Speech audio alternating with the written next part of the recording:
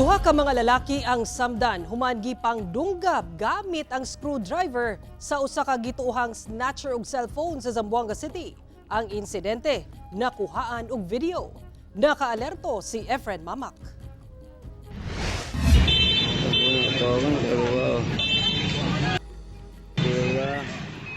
Sa kuwang video sa usa ka netizen, makita kining duha ka lalaki nga nagkainitay sa Ledesma Street, Barangay Zone 2, Zamboanga City, pasado alas 11 Miyerkules sa buntag.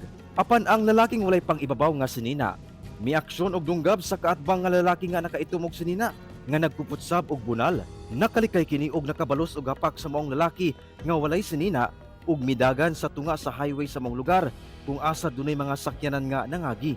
Gigukod kini sa lalaking iyang nabunalan ug dihang natumba, didto na nadunggaban ang ulo niini sa maong lalaki. Sa hitabo, nakaikyas ang nakadunggab nga si alias JR, 32 anyos. Apan, na-corner og naaresto diyang naaptan sa miresponding kapulisan. Ang nasamdan nga biktima nga giila nga si alias Raymart, 31 anyos, taga Barangay Sinunok, gilayong gidala sa ospital aron mapatambalan. Matud sa kapulisan, screwdriver ang gigamit sa mong sospek sa pagpanunggab sa maong biktima. Apan, dili pa masuta kung unsa ang hinungdan. Nung kinumpront niya, sir, yun na nag-ano silang dalawa, then bigla siyang in-stab ng screwdriver. So hindi niya alam na may screwdriver pala yun na dala. Apan una kuno ang hitabo, nakadunggab na di ay og laing usa ka lalaki ang mong suspect sa mong lugar niadtong tungura sab. Human matud pa, misulay kini og kawat og cellphone sa 46 anyos nga lalaki nga si alias Vicente.